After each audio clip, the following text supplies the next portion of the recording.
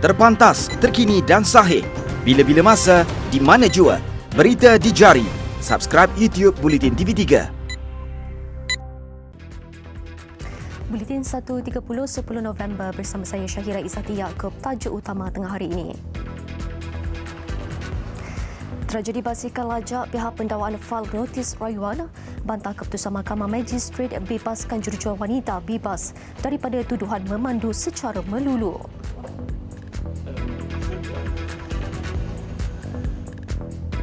Dan hukuman penjara mandatory terhadap penyeludup barang bersubsidi dikaji.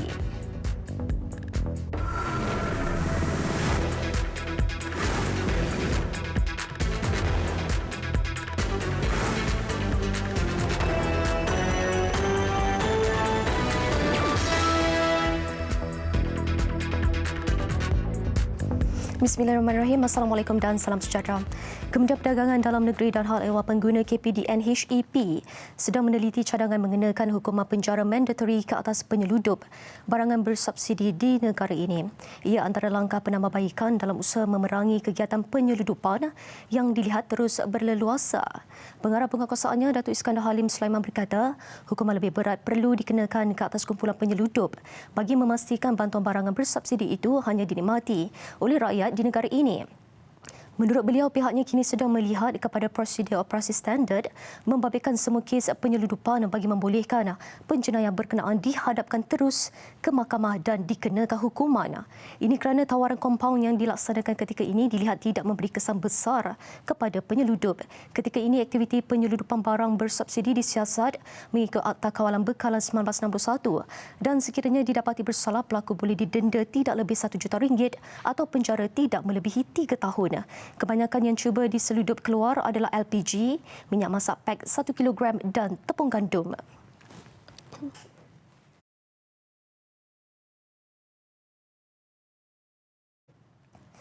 Baik, susulan fenomena ribut tropika Nekri yang dijangka membadai sekitar Vietnam, Jabatan Meteorologi Malaysia (MET) Malaysia hari ini mengeluarkan amaran angin kencang dan laut bergelora di Laut Cina Selatan berhampiran perairan Sabah.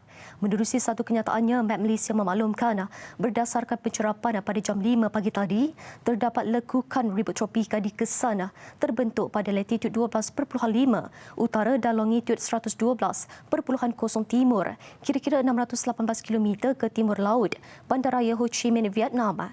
Manakala jarak dari bandar terdekat di Sabah adalah kira-kira 819 km ke barat Laut Kudat. Keadaan ini dilihat boleh menyebabkan angin kencang dan laut bergelora di kawasan perairan Laut Cina Selatan. Menurut kenyataan itu lagi, ribut berkenaan juga dijangka bergerak ke arah barat dengan kelajuan 15 km sejam dengan kelajuan angin maksimum 108 km sejam. Disempurnakan oleh Vivo Nex 3, masa depan tanpa batasan.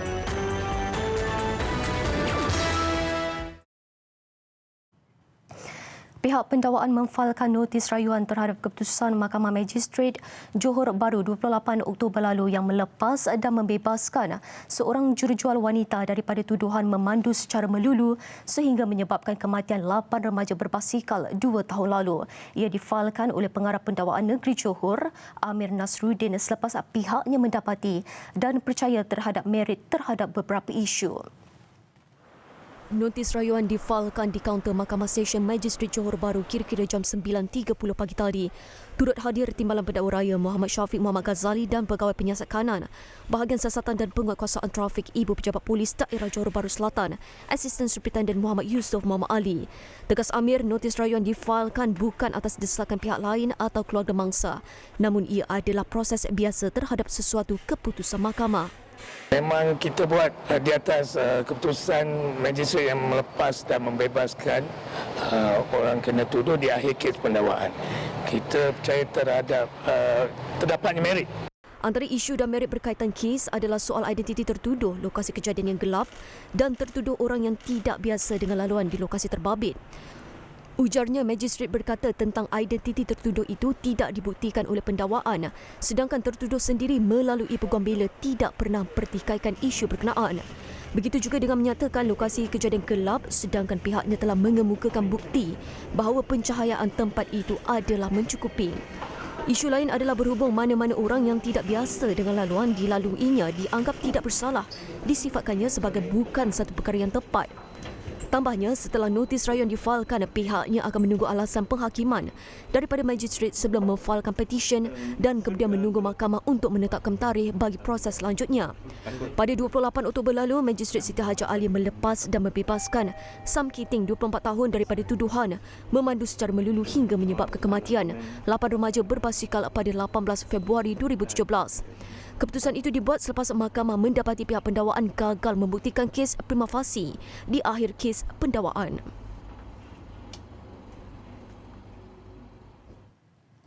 Sebuah banglo mewah di Jalan Kasawari, Ampang Jaya diserbu petang semalam selepas disyaki dijadikan pusat operasi kegiatan perjudian dalam talian didalangi sindiket antarabangsa.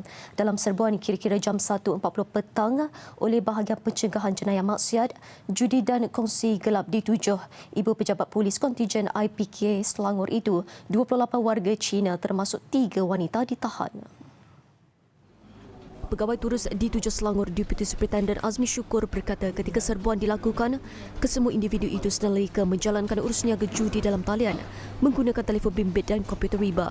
Hasil siasatan awal mendapati kesemua individu berusia antara 20 hingga 44 tahun itu bekerja sebagai pengendali urus niaga judi dalam talian di pusat operasi berkenaan. Hasil pemeriksaan terhadap komputer riba dan telefon bimbit dirampas menemui pelbagai aplikasi dan laman sesawan judi dalam talian yang dikendalikan sindiket itu. Berdasarkan modus operandi digunakan, sindiket dipercayai aktif melakukan aktiviti judi dalam talian sejak 2 bulan lalu dengan menjadikan kediaman mewah berkenaan sebagai pusat operasi. Susulan pesawat Malaysia Airlines Berhad MH360 ke Beijing yang terpaksa berpatah balik ke lapangan terbang Kuala Lumpur KLIA selepas berlega di ruang udara Selat Melaka sejurus berlepas petang semalam. Malaysia Airlines dalam kenyataannya hari ini menjelaskan masalah gear pendaratan menyebabkan pesawat terbabit terpaksa berpatah balik demi keselamatan penumpang. Kenyataan itu turut menyebut selepas berlega kira-kira 2 jam di Selat Melaka, pesawat itu kemudiannya mendarat dengan selamat ke lapangan terbang Kuala Lumpur KLIA pada pukul 9.03 malam hari yang sama. Mengambil kira faktor risiko, MH360 kemudiannya telah dihantar untuk diperbaiki jurutera. MAS kemudiannya menggantikan penerbangan MH360 dengan pesawat lain. Penerbangan dijadualkan berlepas dari Kuala Lumpur pada pukul 12.30 pagi tadi dan dijangka tiba di Beijing pukul 6.35 pagi hari yang sama.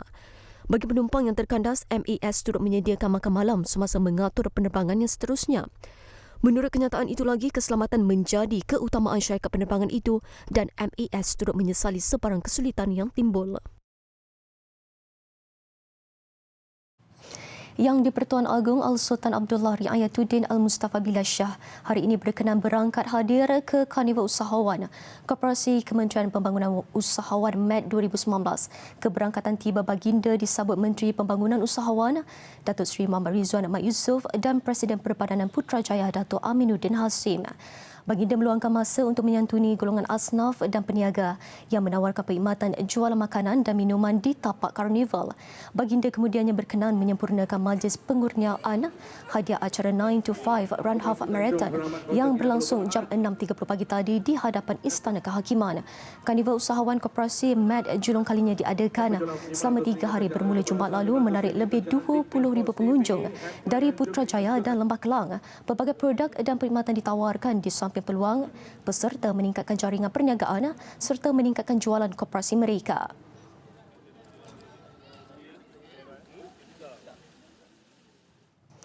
Baik, hanya menunggu masa untuk rebah ke bumi. Itu keadaan rumah yang dihuni 6 beranak di Kampung Serkam Jasim, Melaka sejak 10 tahun lalu. Bukan sahaja usang, lantai rumah yang didiami turut rapuh dan tidak kukuh. Kesempitan hidup membuatkan Siti Zulaikha Mahmud 31 tahun dan suami Ismail Abdul Rahim 42 tahun bersama 4 anak mereka berusia antara 9 bulan hingga 11 tahun terpaksa menumpang teduh di rumah usang ini. Struktur rumah yang tidak lagi stabil sering menjadi kebimbangan mereka, terutama setiap kali berdepan hujan dan angin kencang. Anakku cakap juga, "Ma, hujan basah, macam mana ni?" Kadang saya kata sabar je lah. kita tampai je lah yang sikit-sikit yang bocor-bocor tu. Lepas tu pasangkan lansir tu. Kadang-kadang bila hujan, ribut, taufan, terpaksalah kita orang tahan lansir tu untuk tak bagi dia tergebang. Kalau kadang tak tidur, kadang anak pun takut, hujan kuat. Lepas tu dia kadang anak pun menangis, takut rumah runtuh, dia kata. Walaupun diduga sebagai ketua keluarga, Ismail tidak pernah menyerah dengan nasib yang menimpa diri serta keluarganya. Ketika ini dia yang memegang status orang kelainan upaya OKU menyeret keluarga dengan pendapatan RM900 sebulan sebagai buruh di sebuah syarikat pembersihan. Dia yang turut mempunyai 2 anak OKU hyperaktif dan disleksia turut menerima bantuan daripada Majlis Agama Islam Melaka MAIM dan Jabatan Kebajikan Masyarakat JKM. Menerusi inisiatif Kerajaan Negeri Melaka yang mewujudkan skim rumah peduli, Ismail berharap untuk mendapatkan bantuan kediaman sebuah rumah baru bagi dia dan keluarganya hidup dalam keadaan lebih selesa di atas sebidang tanah pusaka peninggalan arwah ibunya di Merlimau. Saya harapkan jasa-jasa yang lain lah kan, sampai saya dapat semohon dengan rumah, dengan lantai dah berlubang, zinc pun saya buat pun mana yang boleh. Nak jejak ke atas pun, ataupun titi pun dah timbul keput. Kalau orang lain pun dah cebu ke bawah dah kan. Ataupun dinding pun dah keput. Anak ataupun makin besar. Kita ataupun ada sebilik. Itulah untuk meminta jasa pada pihak berkenaan lah kan. Tengok keadaan kita orang. Kalau kita pun dapat pun alhamdulillah untuk keluarga kita orang, untuk anak-anak. Benda lain kita pun saya tak minta. Janji dapat rumah sebiji, alhamdulillah. Orang ramai yang ingin menghulurkan bantuan dan sumbangan boleh menghubungi talian tertera.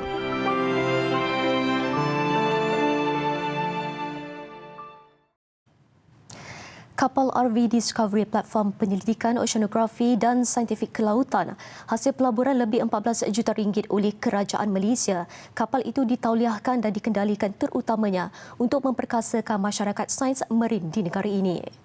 RV Discovery bukan sahaja berupaya untuk penyelidikan kelautan tetapi juga digunakan untuk pendidikan dan latihan pelaut. RV Discovery dilengkapi 3 makmal utama iaitu makmal memproses data, makmal kering dan makmal basah.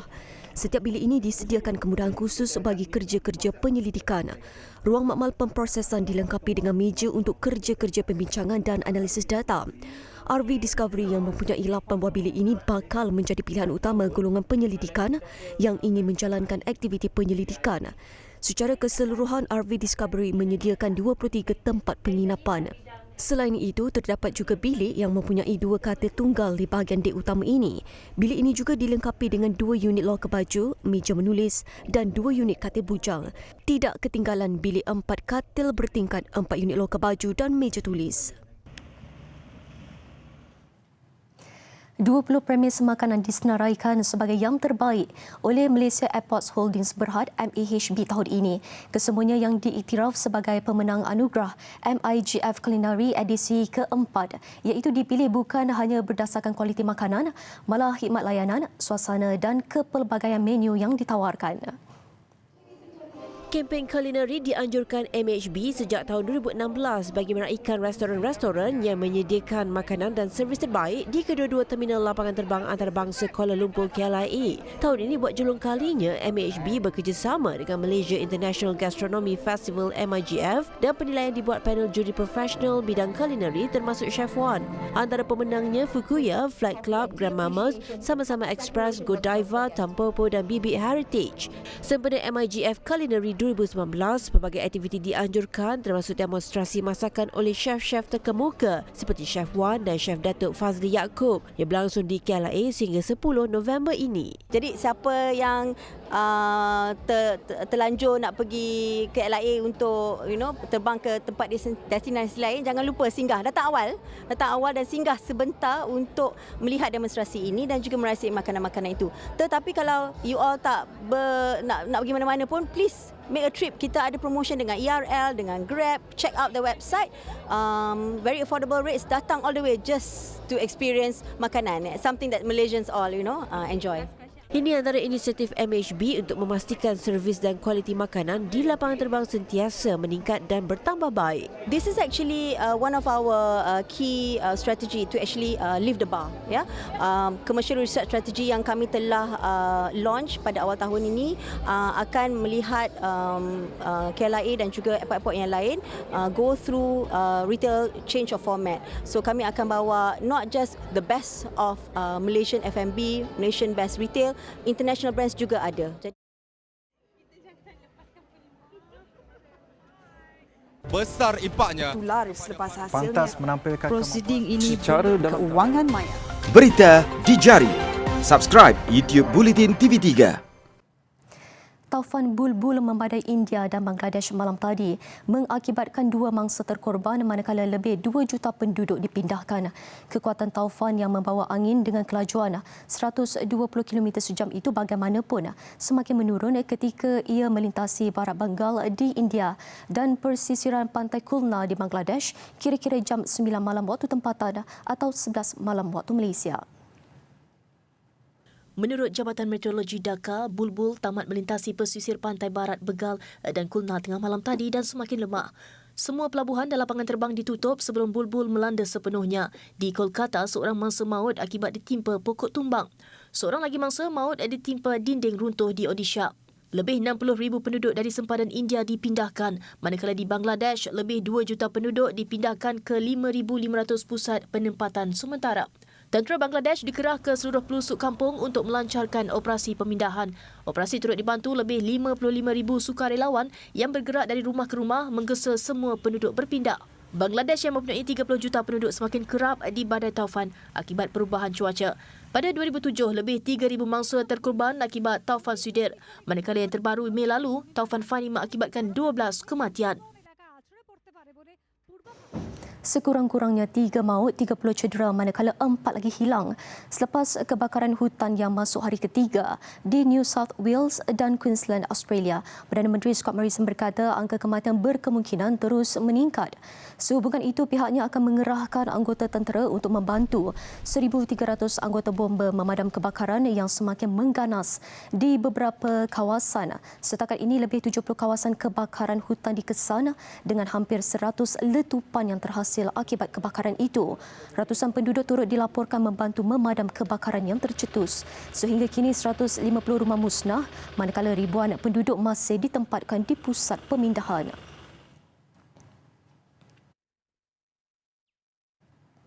Sekurang-kurangnya 3 individu ditahan dan beberapa senjata api dirampas dalam serbuan anti pengganas di Athens, Greece. Antara yang ditahan termasuk 2 lelaki berusia 41 dan 45 tahun serta seorang wanita berusia 39 tahun. Ketiga-tiga yang ditahan didakwa terbabit dalam aktiviti keganasan. Seorang lagi suspek berusia 46 tahun masih lagi bebas. Dalam serbuan itu, polis merampas senjata rifle AK-47, bahan peledak, dinamit serta beberapa butir bom. Sebanyak 13 buah rumah menjadi sasaran serbuan pihak berkuasa dalam operasi berkenaan. Besar impaknya. Laris selepas hasilnya. Pantas menampilkan prosiding ini secara dalam keuangan maya. Berita di jari. Subscribe YouTube Bulletin TV3. Sukan skuad kebangsaan kembali mendapat rentak kemenangan apabila turun dalam aksi persahabatan antarabangsa menentang Tajikistan malam tadi. Jaringan pemain gantian Muhammad Safawi Rashid menjadi pemisah kedua-dua pasukan yang berakhir dengan keputusan 1-0 sekaligus memastikan Harimau Malaya mendapat motivasi terbaik menyambung kempen kelayakan Piala Dunia 2022 Piala Asia 2023 bermula Khamis depan. Malaysia melayan kunjungan Tajikistan di Stadium Nasional Bukit Jalil menyaksikan kedua-duanya sedang bersedia untuk perlawanan pusingan 2 kelayakan 5 hari lagi. 5 pemain baru serta jarang diturunkan Khairul Azhan Khalid, Muhammad Syamil Safari, Muhammad Syamil Kuti Eba, Badrul Batia dan Muhammad Akia Abdul Rashid diberi peluang oleh jurulatih Tan Cheng Ho menyertai barisan keselebasan utama. Pelawat nyata berada dalam kelas tersendiri dengan memaksa pemain negara bekerja keras mencari rentak sebaik sepak bola. Pasukan kebangsaan hampir-hampir memperoleh jaringan awal menerusi Syahmi namun percubaannya diselamatkan. Benteng lawan yang berdisiplin mengekang serangan. Gawang negara pula cemas lepas itu mujur serangan balas Tajikistan yang gagal dibendung pertahanan tidak menemui sasaran. Permainan terus seimbang dengan kedua-dua pasukan saling mencipta peluang tetapi tiada jaringan berjaya dihasilkan hinggalah separuh masa pertama tamat.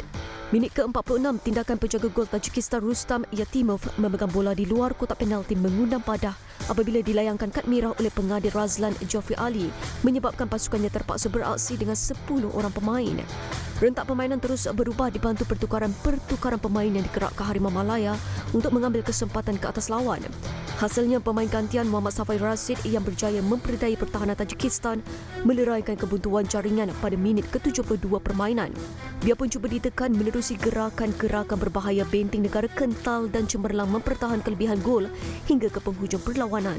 Jaringan tunggal Safawi memastikan 14,000 penyokong Harimau Malaya pulang ceria meraihkan kemenangan 1-0 menjelang dua lagi perlawanan menentang Thailand dan Indonesia di tempat sama dalam 14 dan 19 November ini. Sementara itu, kejayaan Malaysia mengejutkan Tajikistan tidak lain dan tidak bukan hasil kesungguhan pemain membuktikan kemampuan mereka.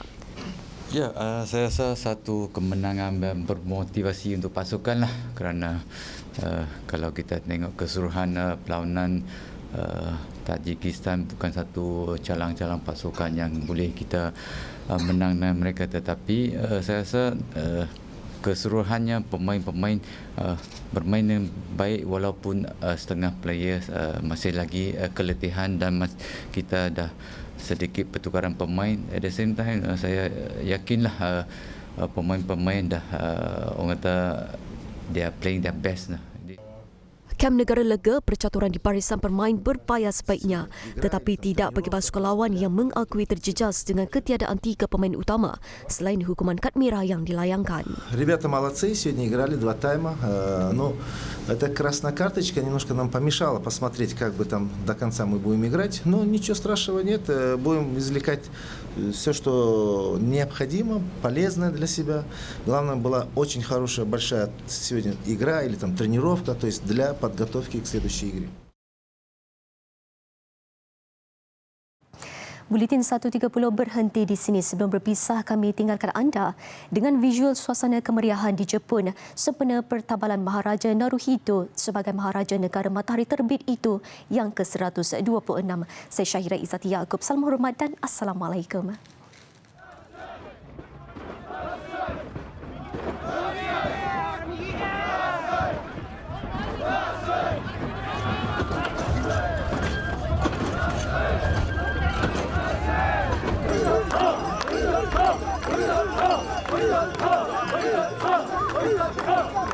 Come on!